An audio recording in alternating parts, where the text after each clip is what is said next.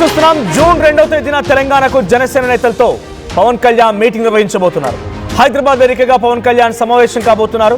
తెలంగాణలో జనసేన బలోపేతం పైన ఆయన కార్యకర్తలకి దిశానిర్దేశం చేసే అవకాశం ఉంది. తాజా రాజకీయ పరిణామాల నేపథ్యంలో తెలంగాణపై ఆయన దృష్టి పెట్టడం, ఇక్కడికి రావడం, ఆ తర్వాత కార్యకర్తలతో మీటింగ్ ఏర్పాటు చేయడం, రానున్న రోజుల్లో జిహెచ్ఎంసీ అటు వరంగల్ ఖమ్మం కార్పొరేషన్ ఎలక్షన్స్ కూడా ఉన్నాయి. భవిష్యత్తులో జిహెచ్ఎంసీలో కానీ ఈ వరంగల్ ఖమ్మం లాంటి ప్రాంతాల్లో కానీ పవన్ కళ్యాణ్ తన జనసేన పార్టీతో ఎటువంటి ప్రభావం చూపిస్తారో చూడాలి. ఆ రకమైనటువంటి వ్యూహరచన చేస్తున్నారు ఆయన. సో మరోవైపు తెలంగాణలో కూడా professor Nageswara Rao versus Pawan Kalyan issue కొనసాగుతూనే ఉంది. తెలంగాణ వాదులు పవన్ కళ్యాణ్ రాకుండా అడ్డుకుంటామని వాళ్ళంతా హెచ్చరిస్తూ ఉన్నారు. ఎలా అడ్డుకుంటారో చూస్తామంటూ తెలంగాణ జనసేన నేతలు కూడా వార్నింగ్ ఇస్తున్నారు. ఇలాంటి పరిస్థితుల్లో పవన్ కళ్యాణ్ రావడం పైన ఉత్కంఠ కొనసాగుతోంది. ఆయన జనరల్గా తరచుగా వస్తున్నారు, వెళ్తున్నారు. ఈ మధ్య కాలంలో ఆసుపత్రి పాలైనప్పుడు, అనారోగ్య బారిన పడిపోయి సర్జరీ చేసినప్పుడు కూడా హైదరాబాద్లో ఉన్నారు, తెలంగాణలో ఉన్నారు. కానీ ఇప్పుడు ఇష్యూ నడుస్తోంది కాబట్టి తెలంగాణలో ఎలా అడుగు పెడతారో చూస్తామంటూ తెలంగాణ వాదులు హెచ్చరిస్తుంటే, అటు పవన్ కళ్యాణ్కి సంబంధించి జనసేన పార్టీ నేతలు మాత్రం ఎలా అడ్డుకుంటారో చూస్తాం, దమ్ముందా అంటూ జనసేన నేతలు కూడా వార్నింగ్ ఇస్తున్నారు. రెగ్యులర్గా వచ్చేటువంటి పవన్ కళ్యాణ్ వస్తూ వెళ్తూ ఉన్నప్పటికీ ఇంత అట్రాక్షన్, ఇంత అటెన్షన్ లేదు. కానీ ఇప్పుడు నాగేశ్వరరావు పైన కేసులు నమోదైన దృష్ట్యా, ఆయన మాట్లాడిన మాటలు జన సైనికులు విభేదించిన దృష్ట్యా, ఆయనని పేటీఎం బ్యాచ్ అంటూ కొంతమంది సంబోధించిన దృష్ట్యా, ఆయనకి ఏకంగా ఫోటోలు గ్రాఫిక్స్ చేస్తూ వైసీపీ కండువాలేసి తనని అసభ్యంగా చూపించిన కోణం కానీ, ఇవన్నీ కలగలిపి ఒక బిగ్గెస్ట్ వార్కి తెరదీసింది. రౌండ్ టేబుల్ కాన్ఫరెన్స్ తెలంగాణ వాదులు కొంతమంది జర్నలిస్ట్ కలిపి రౌండ్ టేబుల్ కాన్ఫరెన్స్ పెట్టడం, ఆ రౌండ్ టేబుల్ కాన్ఫరెన్స్ నుంచి పవన్ కళ్యాణ్ హెచ్చరించడం, ఆ తర్వాత జన సైనికులు వచ్చి ప్రెస్ మీట్ ఇదే రకంగా పెడుతూ అక్కడికి వచ్చినటువంటి తెలంగాణ వాదుల్ని కానీ జర్నలిస్టులని కానీ చాలా దారుణంగా వాళ్ళు మాట్లాడిన భాషని వీళ్ళు మాట్లాడుతూ చాలా వయసు రీత్యా కూడా గౌరవం ఇవ్వకుండా ఒరే తొరే అని కొడుతూ కూడా మాట్లాడుకొచ్చినటువంటి ప్రెస్ మీట్ కూడా చూసాం. ఆ తర్వాత నిన్న మళ్ళీ ప్రెస్ మీట్ జరిగింది. ఈ ఉద్రిక్తత కొనసాగుతూనే ఉంది. ఒకరిపై ఒకరు ఛాలెంజ్ చేస్తూ ప్రెస్ మీట్ పెట్టాలు. Telangana Andhra sentiment, Pawan Kalyan versus professor Nageswara Rao sentiment, ఇవన్నీ రగులుతున్న సమయంలో ఆయన జనసేన నేతలతో ఒక మీటింగ్ పెడుతున్నారు అనేటువంటి ఈ విషయం కొంత హాట్ టాపిక్ అయింది. సో ప్రజెంట్ ఆయన వచ్చేటువంటి స్థానిక ఎన్నికలు, జిహెచ్ఎంసీ ఎన్నికల్ని టార్గెట్ చేయబోతున్నారు అనేటువంటి సంకేతాన్ని ఇస్తున్నారు. మరి ప్రస్తుతానికి ఎన్డీఏ కూటమిలో భాగస్వామిగా ఉన్నటువంటి జనసేన పార్టీ ఇప్పుడు ఇక్కడికి వచ్చిన తర్వాత అదే బీజేపీతో కలిసి వెళ్తుందా, ఒంటరిగా వెళ్తుందా? మొన్న అసెంబ్లీ ఎన్నికల్లో అయితే బీజేపీతో కలిసి వెళ్ళే కుకటిపల్లి నుంచి కంటెస్ట్ చేశారు. ఇప్పుడు మరి అదే రకంగా వెళ్తారా లేకుంటే ఇంకే రకంగా వెళ్తారా చూడాలి. బట్ ఏదేం జరిగినా తెలంగాణకి పవన్ కళ్యాణ్ వచ్చి మీటింగ్ పెడుతున్నారు, పార్టీ కార్యకర్తల నేతలతో దిశానిర్దేశం చేయబోతున్నారనే చర్చ జోరందుకుంది. అడ్డుకుంటామంటూ తెలంగాణ వాదులు చెప్తుండడంతో మరింత హాట్ టాపిక్ గా మారింది. ఒకసారి మా ప్రతినిధి కృష్ణమోహన్ సిద్ధంగా ఉన్నారు, AP input editor Krishnamohan. So Telangana పైన ఇక్కడ వచ్చేటువంటి ఎన్నికల పైన పవన్ కళ్యాణ్ ఫోకస్ చేశారనుకోవాలా? ఈ మీటింగ్కి ఉద్దేశం ఏంటి? అంటే ప్రస్తుతం ఆయనపై జరుగుతున్నటువంటి చర్చలు, వాదోపవాదనలు, ఛాలెంజింగ్ నేపథ్యంలో ఆయన మీటింగ్ పెడుతున్నారా లేకుంటే ఎన్నికలను టార్గెట్గానే మీటింగ్ జరగబోతోందా? రైట్, అంతకంటే ముందు మధు దగ్గరికి వెళ్తాం. ఒకసారి ప్రతినిధి మధు సిద్ధంగా ఉన్నారు. మధు, సో తెలంగాణలోకి పవన్ కళ్యాణ్ వచ్చేటువంటి ఎన్నికలను టార్గెట్ చేసి ఈ మీటింగ్ని కాల్ఫర్ చేశారనుకోవాలా, లేదు తనపై వస్తున్నటువంటి ఈ చర్చలకి, నెగటివిటీకి, ఆయనపై వస్తున్నటువంటి విమర్శలకి, చాలా దారుణమైనటువంటి ఉద్రిక్తత పరిస్థితుల మధ్యలో నుంచి ఆయన మీటింగ్ పెట్టడానికి గల ముఖ్య ఉద్దేశం ఏంటి? ఎగ్జాక్ట్లీ పవన్ కళ్యాణ్ గతంలో స్టేట్మెంట్ చేశారు. తెలంగాణకు సంబంధించిన అంశంలో చాలా కాస్త ఆకట్టుకునే లాంటి కామెంట్స్, తెలంగాణ ఉద్యమ సమయం, తెలంగాణ ఉద్యమ స్ఫూర్తికి సంబంధించి కామెంట్స్ చేశారు పవన్ కళ్యాణ్. తెలంగాణలో ఫోకస్ చేయబోతా ఉన్నాము అనేటువంటిది గతంలోనే అసలు జిహెచ్ఎం సెలక్షన్ లో పోటీ చేద్దాం అనుకున్నారు. అప్పుడు బీఆర్ఎస్ అధికారంలో ఉన్నప్పుడు బీజేపీ చర్చలు చేసిన తర్వాత పవన్ కళ్యాణ్ పోటీ చేయడానికి కాస్త వెనకడిగేశారు, తప్పుకున్నటువంటి సిచ్యువేషన్ కనిపించింది. మళ్ళీ ఈసారి పవన్ కళ్యాణ్ జిహెచ్ఎం సెలక్షన్ లో ఫోకస్ చేయనున్నారు. స్థానికంగా అక్కడ ఉన్న జనసేన పార్టీని బలోపేతం చేయనున్నారు, ఇక్కడ ఉన్నటువంటి నాయకులతో మాట్లాడారు అనేటువంటిది మనం చూసాం, వార్తలు వినిపించాం దీనికి సంబంధించి. కానీ తర్వాత జరిగిన పరిణామాల్లో కోనసీమ అందాలను, తర్వాత అక్కడ పచ్చదనం దృష్టి కలిగింది అనేటువంటి స్టేట్మెంట్ రీసెంట్ గా ప్రొఫెసర్ నాగేశ్వరరావు అంశంతో అటాక్ మొదలైంది పవన్ కళ్యాణ్ పైన. ఇక్కడ నుంచి చాలా వ్యూహాత్మకమైనటువంటి అటాక్ మొదలైంది. మొదట అధికార కాంగ్రెస్ పార్టీ నుంచి అటాక్ స్టార్ట్ అయింది. బల్మూరి వెంకట్ ఎమ్మెల్సీ, తర్వాత మరొక అనిరుద్ రెడ్డి ఎమ్మెల్యే, జడ్చలకు సంబంధించిన ఎమ్మెల్యే చాలా ఘాటైనటువంటి విమర్శలు చేశారు. తర్వాత జరిగినటువంటి దాంట్లో కూడా కొంతమంది ఘాటుగానే విమర్శలు చేశారు. కోమటిరెడ్డి వెంకరెడ్డి మంత్రి కూడా ఘాటుగానే విమర్శించారు. తర్వాత అది బీఆర్ఎస్ బీఆర్ఎస్ నాయకులు కూడా కాస్త స్ట్రైట్ గానే పవన్ కళ్యాణ్ టార్గెట్ చేసే ప్రయత్నం చేశారు. ఇప్పుడు ప్రొఫెసర్ నాగేశ్వరరావు సంబంధించినటువంటి అంశం, ప్రొఫెసర్ నాగేశ్వరరావు జగన్ ని అరెస్ట్ చేయాలని చెప్పేసి జనసేన నాయకులు అమిత్ షాను కోరుకుంటే మనకు టీడీపీ కంటే జగనే అత్యంత సన్నిహితం అని చెప్పారు అనేటువంటిది ప్రొఫెసర్ నాగేశ్వరరావు ఒక డిబేట్ లో చెప్పడంతో అది వివాదాస్పదమైంది. ఆయన పైన అటాక్ స్టార్ట్ అయింది. అసలు అట్లాంటి అంశాలు చర్చకు రాలేదు, కావాలని తప్పుదో పట్టిస్తున్నారు ప్రొఫెసర్ నాగేశ్వరరావు అనేటువంటిది కేసులు నమోదైన తర్వాత ప్రొఫెసర్ నాగేశ్వరరావు 2 సార్లు క్షమాపణ చెప్పారు. దానికి సంబంధించి వివరణ ఇచ్చారు. విరమించుకున్నట్టుగా ఆయన స్టేట్మెంట్ ని ప్రకటన జారీ చేశారు. తర్వాత జరుగుతున్న పరిణామాల్లో గత 2-3 రోజులుగా పవన్ కళ్యాణ్ పైన దాడి పెంచే ప్రయత్నం, వరుసగా రౌండ్ టేబుల్ సమావేశాలు, వీళ్ళంతా కూడా కొద్ది మంది పవన్ కళ్యాణ్ టార్గెట్ చేస్తూ ప్రొఫెసర్ నాగేశ్వరరావుకు మద్దతు తెలుపుతూ పవన్ కళ్యాణ్ టార్గెట్ చేస్తా ఉన్నటువంటి సిచ్యువేషన్ ఉంది. అటు నుంచి పవన్ నుంచి డైరెక్ట్ గా సినిమా ఇండస్ట్రీ టార్గెట్ చేసేదాకా వెళ్ళింది ఇన్సిడెంట్. ప్రస్తుతం పవన్ కళ్యాణ్ తెలంగాణ పైన మరోసారి దృష్టి పెడుతున్నారు అనేటువంటిది. నన్ను తిట్టనివ్వండి, నాకు సహనం ఉంది, ఓపిక ఉంది అనేటువంటి స్టేట్మెంట్ 2 రోజుల క్రితమే పవన్ కళ్యాణ్ చేశారు. ఇదంతా సహనంతో ముందుకు వెళ్తా ఉన్నాను, కానీ నాకు కూడా కోపం ఉంటుంది, ఒక్కొక్కసారి కొన్ని చూసి చూడనట్టు వదిలేయలేను అనేటువంటి వార్నింగ్ కూడా ఇచ్చారు. అది ప్రొఫెసర్ నాగేశ్వరరావుని దృష్టిలో పెట్టుకొని కావచ్చు, ఇంకా కొంతమంది చేస్తున్న కామెంట్ దృష్టిలో పెట్టి చేసినట్టుగా తెలుస్తా ఉంది. మరి తెలంగాణలో జనసేన దృష్టి పెట్టబోతా ఉంది జూన్ 2న. మరి మా మీటింగ్ సారాంశం ఇదేనా? మొన్న కొండగట్టు ఆలయానికి వచ్చారు, అక్కడ జనసేన పార్టీ నాయకులతో ఒక ప్రైవేట్ ఫంక్షన్ హాల్లో భేటీ అయ్యారు. ఆ దర్శనానంతరం అక్కడ కార్యక్రమం తర్వాత వారందరికీ దిశానిర్దేశం చేశారు. పార్టీ బలోపేతం పైన దృష్టి పెట్టండి, ప్రజా సమస్యలు ఏవైనా వాటిని ముందుకు తీసుకెళ్ళండి. ఆంధ్రప్రదేశ్ లో పార్టీ బలంగా ఉంది జనసేన, తెలంగాణలో ఎందుకు బలంగా లేదు, ఇక్కడ అనేక సమస్యలు ఉన్నాయి, ఫోకస్ చేయాల్సినటువంటి అంశం ఉంది. పోరాట ఇప్పటికే చాలా ఉద్రిక్త పరిస్థితి కొనసాగుతోంది. అటు బక్కన నరసింహులు మహానాడులో మాట్లాడిన మాటలకు సంబంధించి కూడా అనేక మంది విభేదిస్తున్నారు. అటు బీజేపీ అంటే బీఆర్ఎస్ పార్టీకి సంబంధించిన నాయకులు, ఎమ్మెల్సీలు, మాజీ మంత్రులు రియాక్ట్ అవుతూ ఉన్నారు. ఇదే సమయంలో అటు ప్రొఫెసర్ నాగేశ్వర్ ఇష్యూ కూడా తెర మీదకి వచ్చింది. అప్పుడే ఆంధ్ర తెలంగాణ ఇష్యూ, అటు మహానాడు కార్యక్రమంలో బక్కన నరసింహులు మాట్లాడిన మాటలు, పవన్ కళ్యాణ్ పైన నాగేశ్వర్ చేసిన మాటలకి ఆయన రియాక్షన్, పోలీసులు వస్తున్నారనే చర్చ, ఇవన్నీ ఉద్రిక్తతల మధ్యలో నుంచి వరుస ప్రెస్ మీట్లు ఒకరినొకరు ఛాలెంజ్ చేసుకుంటున్నారు.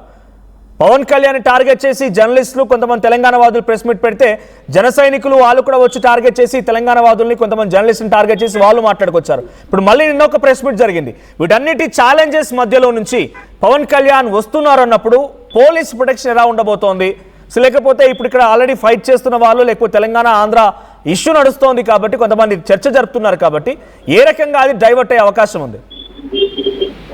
ఎగ్జాక్ట్లీ, అంటే పవన్ కళ్యాణ్ టార్గెట్ గా విమర్శల దాడి పెరుగుతుంది. అది స్థాయి ఎట్లా, ఏ స్థాయి ఉంది అంటే మంత్రులు, విప్పులు, ఎమ్మెల్యేల నుంచి మొదలుకుంటే కింది స్థాయి వరకు గ్రౌండ్ లెవెల్లో కొంతమంది రౌండ్ టేబుల్ సమావేశం ఏర్పాటు చేసుకుని పవన్ కళ్యాణ్ టార్గెట్ చేస్తున్నట్టుగా తెలిసింది. వీరికున్న సమాచారం ఏ మేరకు సమాచారం ఉందో తెలీదు. వచ్చేటువంటి జనరల్ ఎలక్షన్ లో, ఇప్పుడు జిహెచ్ఎంసీతో పాటు వచ్చేటువంటి జనరల్ ఎలక్షన్ లో ఆంధ్రప్రదేశ్ లో ఎట్లయితే కూటమి ప్రభుత్వం ఏర్పడిందో సేమ్ అట్లాగే తెలంగాణలో కూడా కూటమి ప్రభుత్వం ఏర్పడే అవకాశాలు ఉన్నాయి. దానికోసం సమీకరణలు జరుగుతున్నాయి అనేటువంటిది. ఇప్పుడు ఈ మధ్యకాలంలో మనం చూసాం, కొన్ని ఇన్సిడెంట్స్ గతంలో మొన్న బీఆర్ఎస్ అధికారంలో ఉన్నప్పుడు ఖమ్మంలో ఎన్టీఆర్ విగ్రహం పెడితే ఇక్కడ కాంగ్రెస్ అధికారంలోకి వచ్చిన తర్వాత అమీర్పేటలో రేవంత్ రెడ్డి విగ్రహం పెట్టారు. అసలు ఎన్టీఆర్, ఇందిరా ఇద్దరు ఒక శకం ఒక యుగం అనేటువంటి స్టేట్మెంట్ చేస్తుంటే సెటిలర్ ఓట్లని క్యాప్చర్ చేసుకోవడానికి అన్ని పార్టీలు చాలా తీవ్రంగా ప్రయత్నం చేస్తా ఉన్నాయి. దాన్ని బీఆర్ఎస్ కూడా పెద్దగా వ్యతిరేకించలేదు ఎన్టీఆర్ విగ్రహాన్ని నిన్న పెడితే.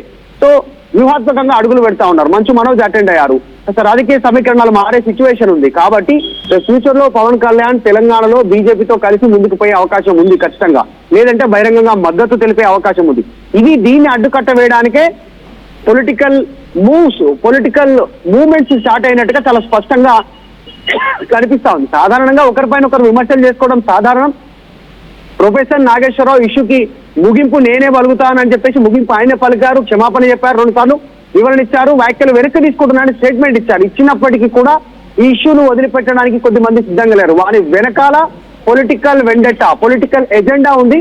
దాన్ని ప్రొఫెసర్ నాగేశ్వరరావును ముందు పెట్టి ట్రావెల్ చేసే ప్రయత్నం చేస్తున్నారు. దాన్ని ఎవరు క్యాప్చర్ చేసుకునే ప్రయత్నం చేస్తా ఉన్నారు, దాని వెనకాల ఉన్న వాళ్ళు ఎవరు అనేటువంటిది చర్చ ప్రస్తుతం కొనసాగుతుంది. పవన్ మాత్రం వీటిని పట్టించుకోవడానికి సిద్ధంగా లేరు. ఆల్రెడీ గతంలోనే మన కొండగట్టు జాతరకు వచ్చినప్పుడు, కొండగట్టు హనుమాన్ టెంపుల్కి వచ్చినప్పుడు అక్కడ జనసేన నాయకులకు దిశానిర్దేశం చేశారు. పార్టీ బలోపేతం పైన దృష్టి పెడతా ఉన్నామని మొత్తం కమిటీలను రద్దు చేశారు. జనసేనలో మొన్నటి వరకు జనసేన తెలంగాణ పార్టీ అధ్యక్షులు కానీ, యువసేన నాయకులు కానీ మహిళా వింగ్ కానీ ఇవన్నీ ఏవైతే విభాగాలు ఉన్నాయో వాటి రద్దు చేసి ఒక జనరల్ సెక్రటరీ నియమించారు. స్ట్రీమ్ లైన్ చేస్తా ఉన్నారు. త్వరలోనే పార్లమెంటు తర్వాత ఉమ్మడి జిల్లాలు అసెంబ్లీ నియోజకవర్గాల వారిగా ఇన్ఛార్జ్లను నియమించనున్నట్టుగా తెలుస్తుంది. దానికి సంబంధించినటువంటి కసరత్తు కొనసాగుతా ఉంది. సో పవన్ తెలంగాణలో ఎంట్రీ అయితే ఎట్లా ఉంటుంది? ఇప్పటికే తెలంగాణ అదే రోజు తెలంగాణ ఆవిర్భావ దినోత్సవం కూడా ఉంది. తెలంగాణ ఫార్మేషన్ డే కూడా ఉంది June 2న.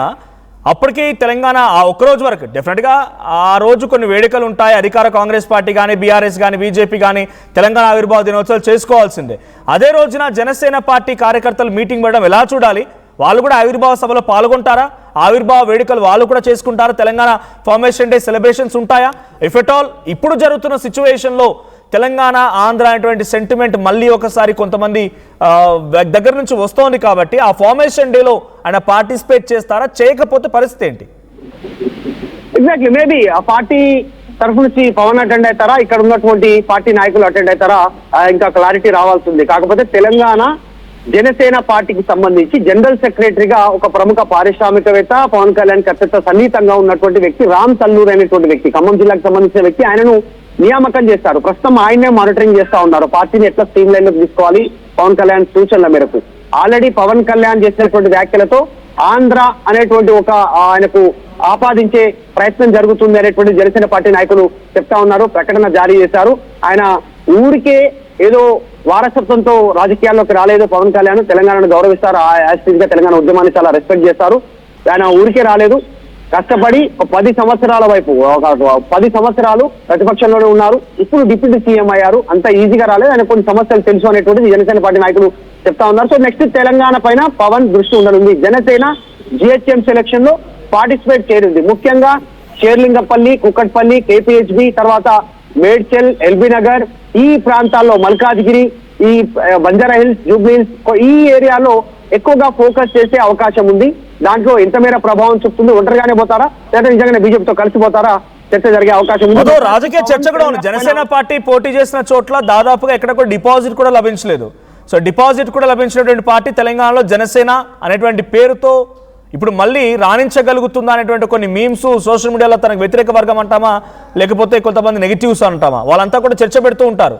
సో అటువంటి పార్టీని ఇప్పుడున్న సిచ్యువేషన్లో ఇక్కడ ఆల్రెడీ బలమైనటువంటి కాంగ్రెస్ ఉంది, బీఆర్ఎస్ ఉంది, బీజేపీ ఉంది, తర్వాత ఇప్పుడు కవిత తను కూడా తెలంగాణ ఉద్యమకాలంలో చాలా క్రియాశీలకంగా పనిచేశారు. జాగృతితో క్షేత్రస్థాయిలో కమిటీలు ఉన్నాయి. తెలంగాణ రక్షణ సేన అంటే ఏర్పాటు చేసుకున్నారు. వీటన్నిటి మధ్యలో నుంచి జనసేన యాక్షన్ ప్లాన్ ఏముండే అవకాశం ఉంది? ఇక్కడ ఎస్టాబ్లిష్ ఉన్నటువంటి పార్టీస్ ఆల్రెడీ స్ట్రాంగ్గా ఉన్న పార్టీస్ని కాదని జనసేన వైపుగా పబ్లిక్ని మళ్లించడానికి పవన్ కళ్యాణ్ అంతటి స్థాయిలో వర్క్ చేయగలుగుతారా? పొలిటికల్ గా అది పబ్లిక్ ఎలక్షన్ రూపంలో డిసైడ్ చేయొచ్చు. కానీ ప్రస్తుతం నిజంగా తెలంగాణలో పొలిటికల్ కాంపిటీషన్ ఎక్కువ ఉంది. ఆల్రెడీ అధికార కాంగ్రెస్ పార్టీ రేవంత్ రెడ్డి మళ్ళీ నేనే ఉంటాను 34 వరకు ఆయన స్టేట్మెంట్ ఉంటే కాంగ్రెస్ పార్టీ అయిపోయింది, మేము అధికారంలోకి వస్తామనేటువంటి బీఆర్ఎస్ చెప్తా ఉంటే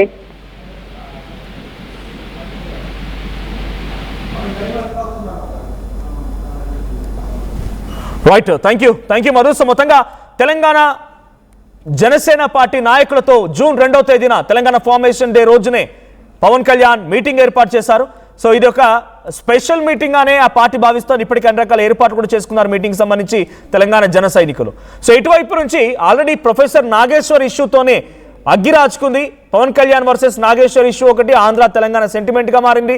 ఆ సిచ్యువేషన్ కాస్త మరుసటి రోజే మహానాడు వేదికగా బక్కన్ నరసింహను మాట్లాడిన మాటలు, తెలంగాణ పదానికి డిక్షనరీలో అర్థం లేదని రకంగా మాట్లాడిన మాటలు, అవి తర్వాత తెలంగాణ ఆంధ్ర సెంటిమెంట్ మరోసారి రాచుకుంది. నిన్న కూడా మీడియా సమావేశాల్లో పలువురు పవన్ కళ్యాణ్ పైన చాలా దారుణంగా వాళ్ళ యొక్క ప్రతాపాన్ని, వాళ్ళ ఆగ్రహాన్ని చూపించారు.